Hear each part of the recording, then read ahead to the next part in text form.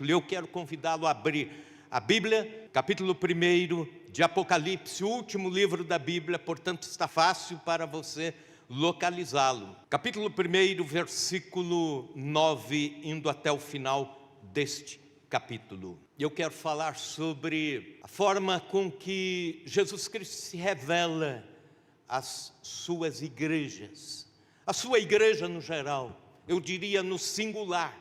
Mas como o livro de Apocalipse é escrito, endereçado a 7 igrejas, eu poderia usar no plural, dizendo como que Cristo se relaciona com as suas igrejas. Pois bem, capítulo 1, versículo 9 em diante. Eu, João, irmão vosso e companheiro na tribulação, no reino e na perseverança, em Jesus, achei-me na ilha de Pátimo por causa da palavra de Deus e do testemunho de Jesus. Achei-me em espírito no dia do Senhor e ouvi por detrás de mim grande voz como de trombeta, dizendo: o que vês, escreve em livro e manda às 7 igrejas: Éfeso, Esmirna, Pérgamo, Tiatira, Sardes, Filadélfia e Laodiceia.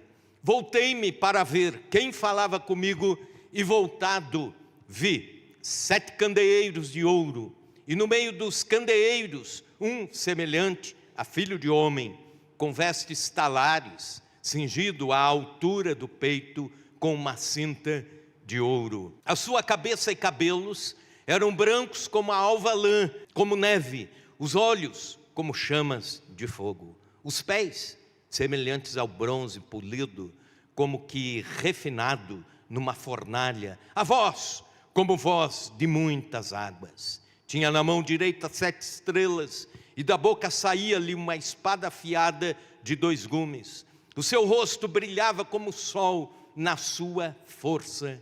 Quando ouvi, caí a seus pés como morto. Porém, ele pôs sobre mim a mão direita, dizendo: não temas, eu sou o primeiro e o último, aquele que vive. Estive morto, mas eis, estou vivo pelos séculos dos séculos e tenho as chaves da morte e do inferno. Escreve, pois, as coisas que viste, e as que são, e as que hão de acontecer depois destas. Quanto ao mistério das 7 estrelas que viste na minha mão direita, e aos 7 candeeiros de ouro, as 7 estrelas são os anjos das 7 igrejas, e os 7 candeeiros são as 7 igrejas.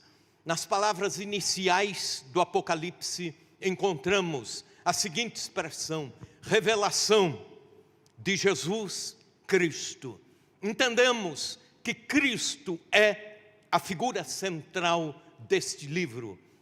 Há um comentarista, também pastor, que escreveu o seguinte: Apocalipse é uma revelação feita por Jesus Cristo sobre Ele mesmo. Dessa forma, acontecimentos passados, presentes e futuros figuram apenas para fornecerem material útil para a apresentação de Jesus. Retirando o foco de Jesus do Apocalipse, não restaria mais nada neste livro que está na Bíblia Sagrada. Jesus é o foco do Apocalipse, é o foco da Bíblia, é o foco da história, é o foco da vida, é o foco da nossa vida, particularmente, individualmente. Ele é o centro da nossa vida, Ele é o centro da igreja de Chapadão do Sul, Ele é o centro de todas as coisas. O Apocalipse se propõe a revelar Cristo, e nesse capítulo, já no primeiro capítulo, nos primeiros versículos, esta proposta já está em voga.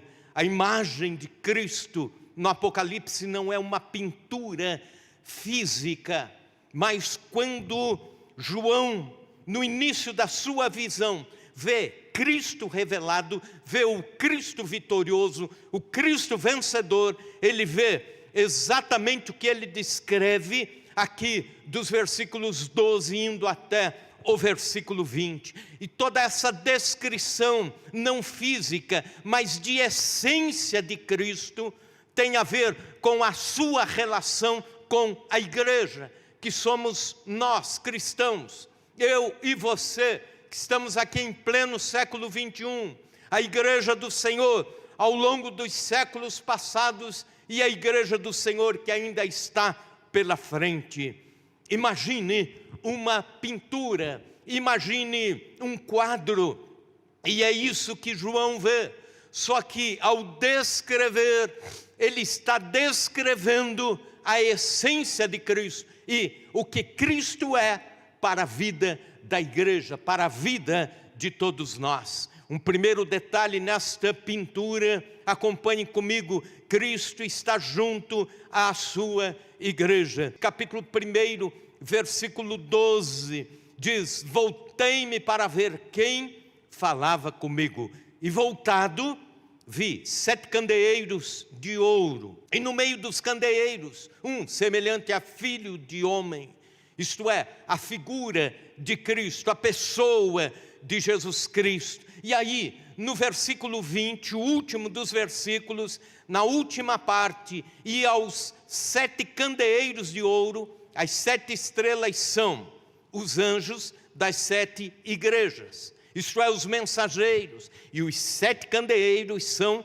as 7 igrejas. Portanto, os 7 candelabros, ou os 7 candeeiros, ou os 7 castiçais, como dizem algumas das traduções do versículo 20, representam a igreja do Senhor no decorrer da história. O número 7, por trás dele há uma mensagem que quer dizer, é totalidade, é integralidade, é perfeição. Portanto, ao longo da caminhada da igreja do Senhor na face da terra, nós, cristãos, na igreja, desfrutamos a presença de Deus. Ao descrever a igreja na forma de candelabros de ouro, João está destacando 3 maravilhosas mensagens sobre estes castiçais, esses candelabros de ouro. A primeira delas é o poder do Espírito Santo para iluminar o mundo. A segunda, o valor que a igreja tem, o ouro. Terceiro, a presença do Senhor na igreja, entre os 7 castiçais. Então, em primeiro lugar, o candeeiro, o candelabro, para iluminar, precisa de óleo. A igreja, para ser luz perante o mundo, precisa estar cheia do Espírito Santo.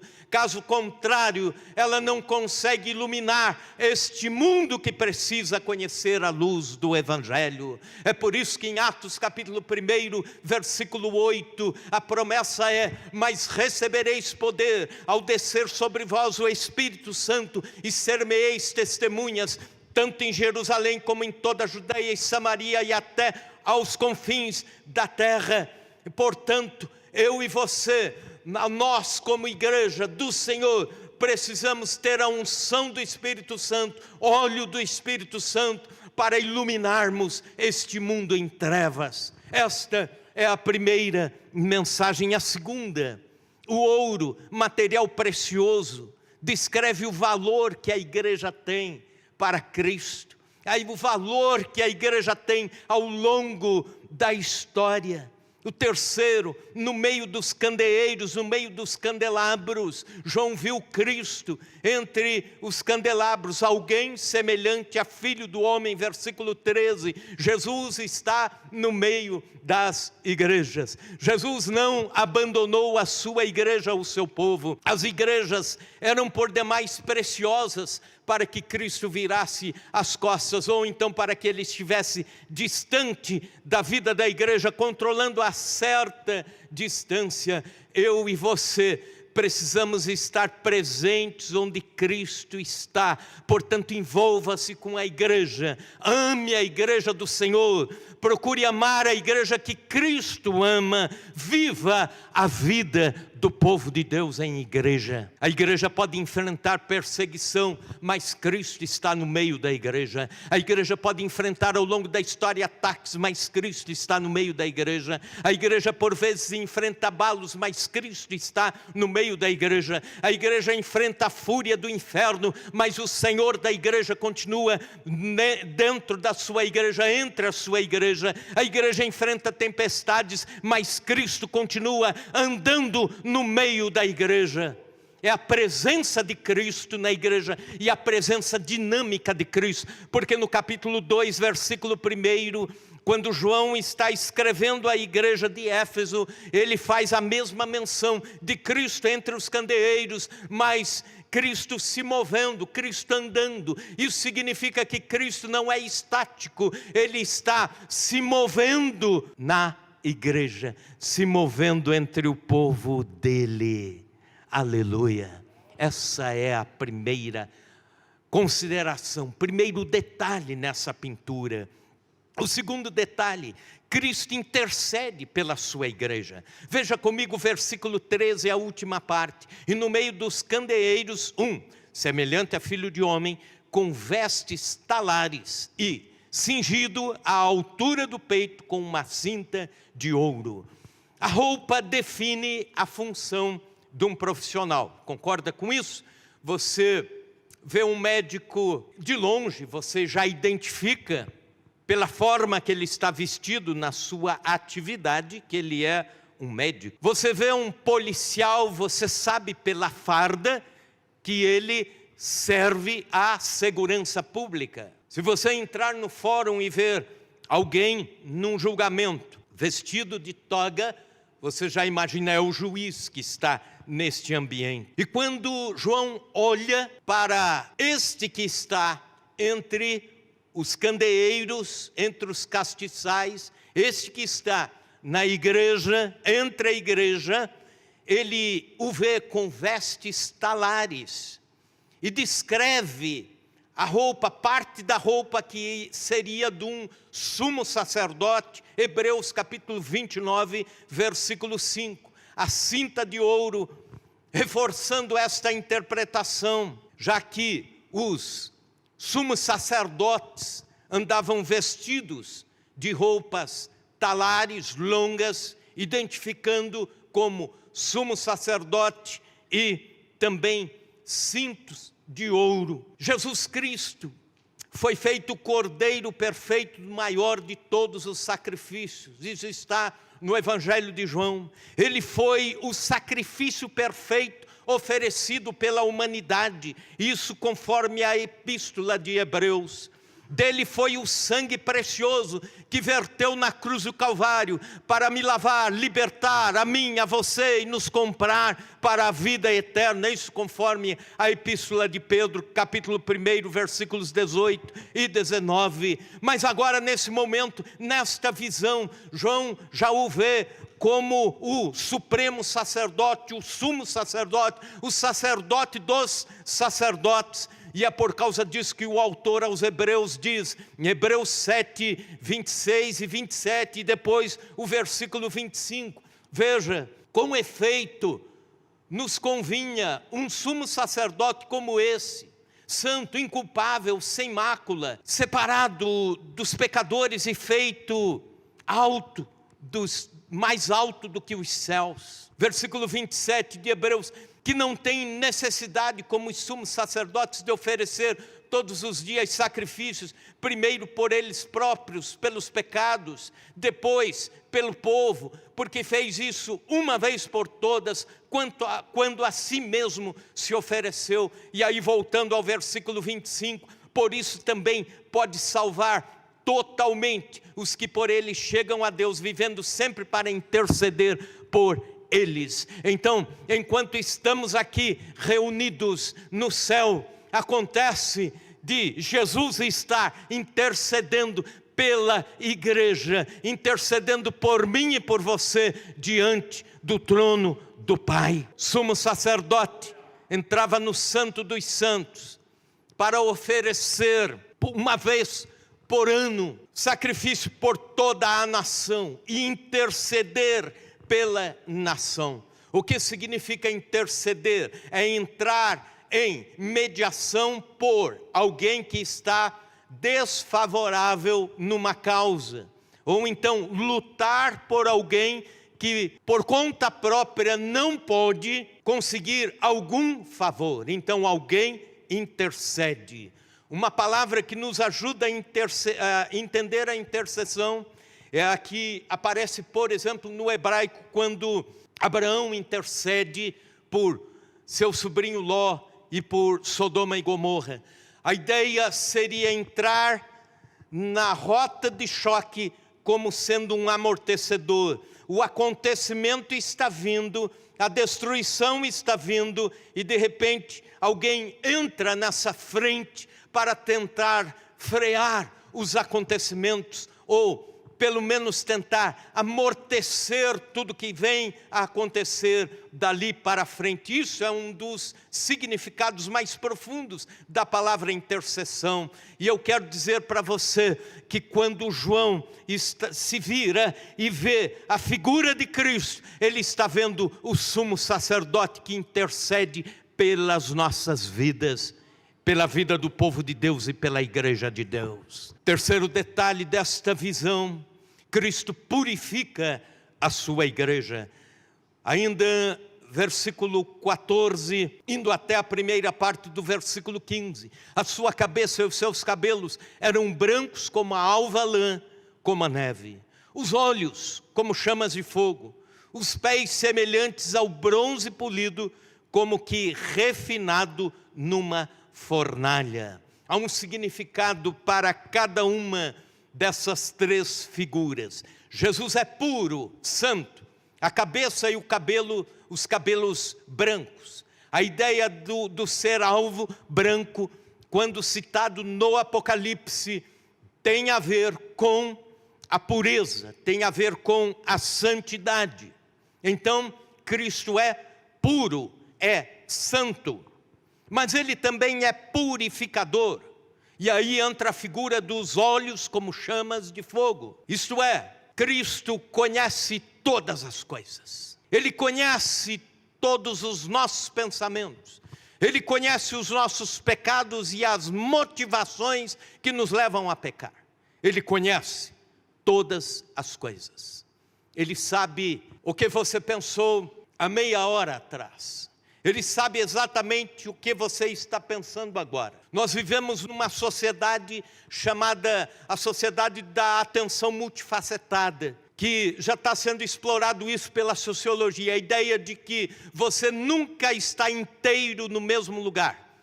Você está aqui, mas não tente me enganar. Eu sei que alguns de vocês, durante esse tempo de culto, já pensaram em alguma coisa que precisam fazer amanhã. Eu sei que alguns já pensaram em alguma coisa que precisam resolver agora quando chegarem em casa. Eu sei que alguns já olharam o horário.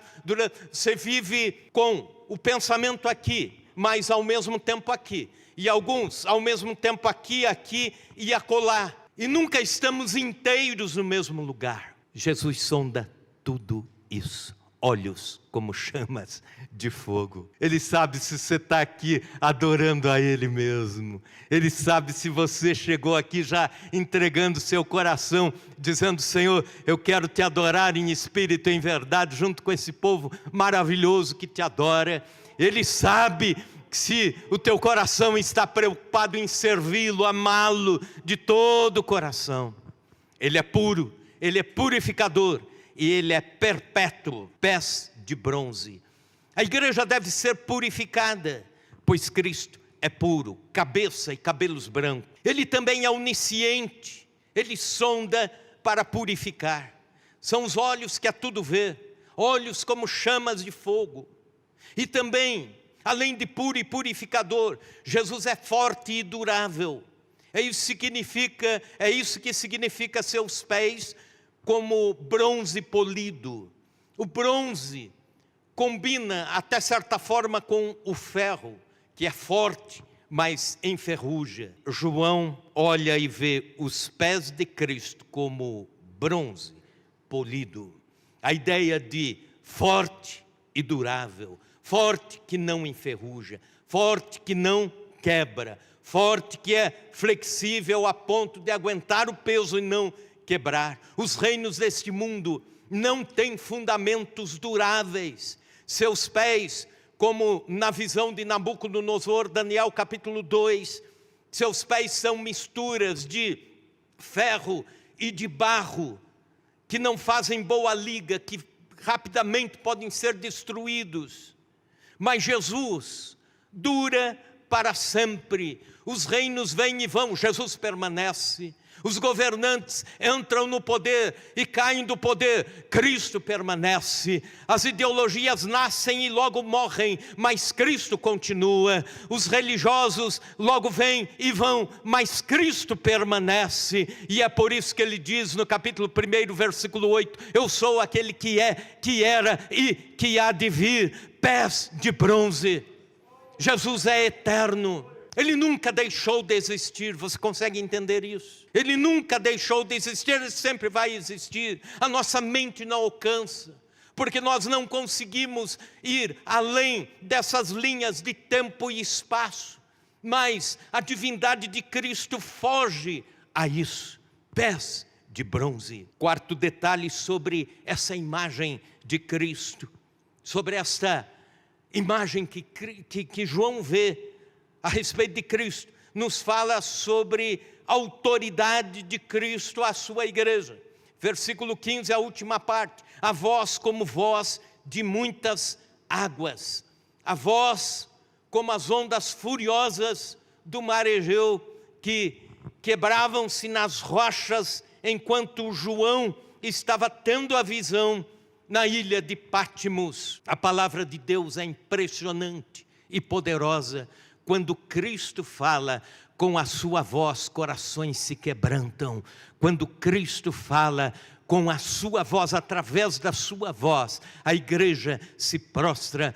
Quando Cristo fala, pessoas se convertem, dado ao tom e ao timbre da voz de Cristo. Cristo fala pela palavra pregada, Cristo fala pela palavra ensinada, Cristo fala pela palavra aconselhada em forma de diálogo entre os irmãos, Cristo fala através da pregação, Cristo fala através da leitura da palavra. E a voz de Deus é maravilhosa e transformadora. Salmo 29, versículos 3 a 9. A voz do Senhor ressoa sobre as águas. O Deus da glória troveja. O Senhor troveja sobre muitas águas. A voz do Senhor é poderosa. A voz do Senhor é majestosa. A voz do Senhor quebra os cedros. Sim, a voz do Senhor despedaça os cedros do Líbano. E aí você começa a tentar imaginar aquela voz estrondosa que faz o mundo tremer, a terra tremer. Ele faz o cedro, ele faz o Líbano saltar como berreiro, como bezerro, e Sirion como novilho selvagem. A voz do Senhor corta os céus como raios flamejantes. A voz do Senhor faz tremer o deserto, sim, o deserto de Cádiz. A voz do Senhor retorce os carvalhos e despede e despe as florestas, e no seu templo todos clamam glória. É a voz majestosa de Cristo que dirige a sua igreja. Essa voz que dirige a minha e a sua vida. Essa voz que dirige a IPI de Chapadão do Sul. Essa voz que dirige o povo cristão espalhado na face da terra. Eu quero te dizer uma coisa, você precisa ouvir a voz de Cristo sobre a sua vida constantemente. Tem gente que não ouve a voz de Cristo. Ele está falando. A voz estrondosa, guiando ao longo dos séculos, ao longo da vida. E cristãos com os ouvidos tapados para a voz de Jesus. Peça a graça de Deus para que seus ouvidos espirituais se destampem e você ouça o Senhor dirigir a sua vida. Quinto, Cristo controla a sua igreja. Versículo 16, a parte A. Tinha na mão direita 7 estrelas. E o que são as 7 estrelas? O próprio capítulo dá essa explicação lá no último versículo, o versículo 20. Quanto ao mistério das 7 estrelas que viste na minha mão direita e os 7 candeeiros de ouro. As 7 estrelas são os anjos das 7 igrejas. Em algumas traduções está os mensageiros da igreja. E os 7 candeeiros são as próprias 7 igrejas. Pois bem, João que revela que Cristo tem em sua mão direita as 7 estrelas. O Senhor não somente controla, mas também Ele faz o que deseja fazer. Então, a mão direita na cultura hebraico-cristã, a cultura judaico-cristã, quer dizer isso, a mão das obras, dentre outros, a mão da honra, a mão da fraternidade, da comunhão, mas também a mão do fazer, a mão da autonomia para fazer algo. Então, o Senhor Jesus controla, e isso nós vemos ao longo do livro de Apocalipse, ao longo da Bíblia Sagrada, ao longo da história, de que Ele controla o cosmos, Ele controla os planetas. Não são os planetas que dirigem as nossas vidas, não são as estrelas que conduzem as nossas vidas, não são os astros que conduzem o nosso futuro, a nossa trajetória. Pelo contrário, todo o universo está na mão direita de Jesus. Ele tem o controle de tudo isso. O Senhor controla os líderes espirituais da igreja. E é por isso que João diz que as 7 estrelas são os 7 mensageiros das 7 igrejas às quais se dirigem o Apocalipse. Quando olhamos para isso, olhamos com temor e tremor do Senhor, principalmente a mim que sou pastor, porque pastores são ministros que estão na mão direita de Deus, mas com certo cuidado. E aí veja o tamanho da responsabilidade disso. Pastores sofrem calados. Pastores passam por vezes noites em claro. Pastores por vezes são solitários em muitas das suas lutas. Se são responsáveis com a sua vocação, o seu trabalho pastoral em muitos momentos vai ser pesado em responsabilidades como um fardo, sabendo que Deus lhe confiou valores espirituais que estão aí.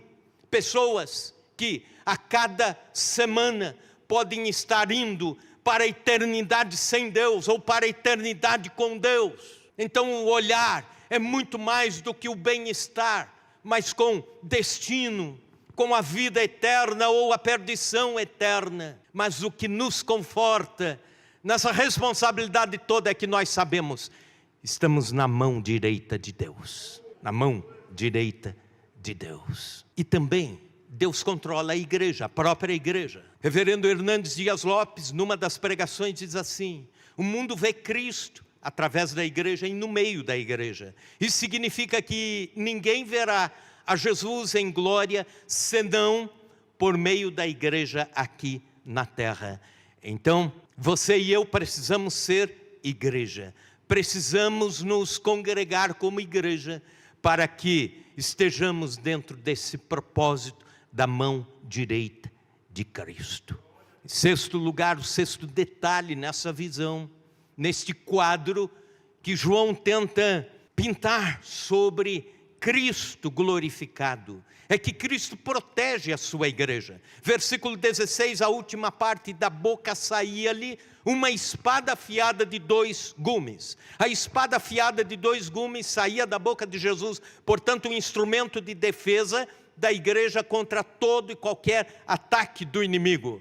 A igreja sempre sofreu ao longo da história, e até que Jesus volte, irá sofrer ataques constantes dos inimigos de Deus. João Calvino diz isso: a igreja jamais deixará de ser atacada pelas trevas, mas tantas vezes quantas o inimigo a atacar ou se levantar contra ela, Deus a defenderá.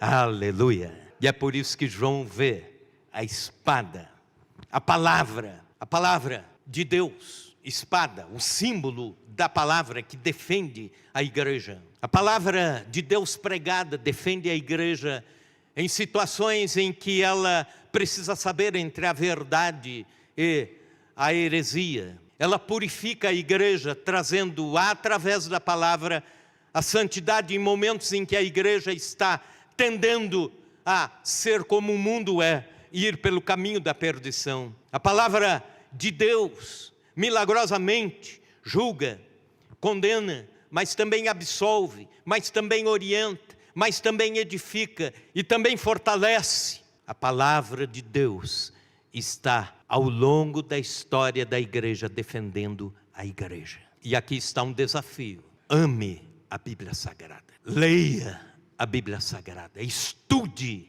a Bíblia Sagrada. Aqui está um convite: venha no domingo de manhã, quando começamos a estudar o Apocalipse, o último livro da Bíblia. Deleite-se na palavra de Deus. Ela é a sua defesa espiritual. Ela é a defesa da igreja. Devemos amá-la. Sétimo e último detalhe que João vê na visão, na descrição de Cristo. Cristo reflete a sua glória através da sua igreja. E o texto diz, versículo 16, a última frase: seu rosto brilhava como o sol na sua força. Vamos repetir juntos? Seu rosto brilhava como o sol na sua força. Essa expressão João tira do livro de Juízes, capítulo 5, versículo 31. Que o texto diz: os que te amam brilham como o sol que se levanta em todo o seu resplendor. Ou também como Mateus capítulo 13, versículo 43, os justos resplandecerão como o sol no reino de seu Pai. Isso significa que a glória de Deus na pessoa de Jesus também é refletida ao mundo através da igreja. Por causa disso, a figura do castiçal que traz luz. Por causa disso, a necessidade de nós estarmos em comunhão com Cristo da igreja, aquele que é a luz do mundo, e refletirmos através da ação do Espírito Santo essa luz para onde existe trevas. Costuma-se dizer que quem gosta de trevas é morcego. Morcego gosta de escuridão. O diabo é como morcego, ele atua nas trevas. Se você não quer viver uma vida cheia de morcegos, ande na luz. Talvez Deus esteja dizendo a alguém nessa noite: saia das trevas e venha para a luz da vida. Saia das trevas, deixe Cristo brilhar na sua vida. Aleluia! Ele nos ama e está presente entre nós. Cristo intercede por nós. Cristo nos purifica, Cristo fala conosco. Cristo levanta e sustenta a liderança da igreja. Cristo nos protege. E também, através de nós, reflete a sua glória. João vê tudo isso. 3 coisas de pronto acontecem com João antes que esse capítulo termine. Primeira delas, versículo 17, a contrição. Quando o vi, caí a seus pés como morto. A visão que João teve foi esmagadora, a ponto dele não se conter, e ele cai prostrado. Sempre que homens de Deus do passado foram expostos a uma visão gloriosa de Deus, se prostraram com o rosto em terra, ou desmaiaram, como por exemplo Daniel, o profeta, Isaías, o profeta, Ezequiel, às margens do rio Quebar, Manoá, pai de Sansão, ou Jó. A contrição é a marca daqueles que se encontraram com Cristo. Todos nós, seres humanos, com nossas imperfeições e pecados, quando nos deparamos com este Cristo do Apocalipse, não resta outra coisa senão despencarmos diante da santidade de Cristo e do poder de Cristo. Isso se chama contrição. Isso se chama eu e você ficarmos sem palavras diante do Cristo da igreja. Segundo, convicção. Versículos 17, a última parte, versículo 18. Então ele colocou a sua mão direita sobre mim e disse: não tenha medo, eu sou o primeiro e o último. Sou aquele que vive.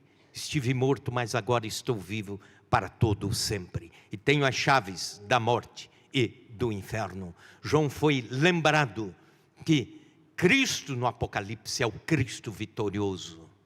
É o Cristo que governa absolutamente, soberanamente, como aquele que cumpriu a sua missão. Deus está lembrando isso a João. Deus está lembrando isso à igreja hoje, aqui reunida. Cristo é eterno, primeiro e último.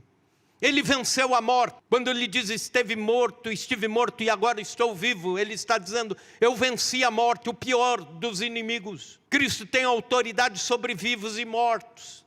As chaves da morte e do inferno estão nas suas mãos.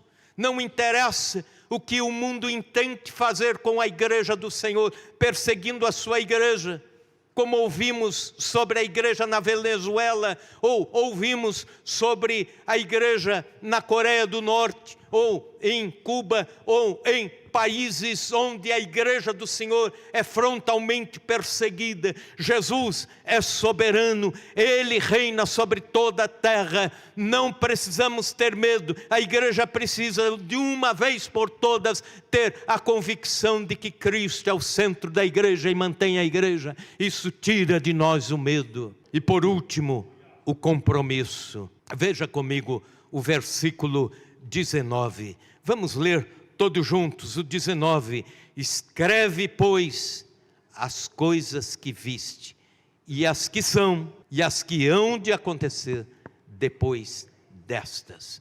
João passou pela contrição, recebeu a mão direita de Cristo sobre o seu ombro, dizendo, não tenha medo, eu venci a morte, eu venci o inferno, não tenha medo. Mas depois ele recebe uma missão, e Jesus está dizendo para ele, agora escreve e testemunha isso. Escreve, está aqui com muita clareza, escreve, pois, as coisas que viste. E aqui, as coisas que viste, a ideia de alguém que viu e testemunhou. Alguém que viu um fato e contou ou escreveu exatamente da forma que viu. Testemunhar das coisas que Deus tem feito pela sua vida. Eu e você precisamos testemunhar das coisas que Deus tem feito por nós. Eu e você precisamos testemunhar o que Cristo significa para as nossas vidas. Uma igreja bíblica, uma igreja com a presença de Cristo, uma igreja que é candeeiro, uma igreja que tem a luz de Cristo refletindo-se para este mundo. É uma igreja que testemunha, é uma igreja que proclama, é uma igreja que mesmo os cristãos mais novos na fé querem contar o que Cristo tem feito pelas suas vidas, querem trazer outros aos pés de Cristo. Eu e você precisamos testemunhar o que Cristo tem feito, e assim termina a visão do Cristo glorificado do primeiro capítulo de Apocalipse. Pesquisas forenses ou da arqueologia se dedicaram nas últimas décadas a tentar descobrir como exatamente era Cristo.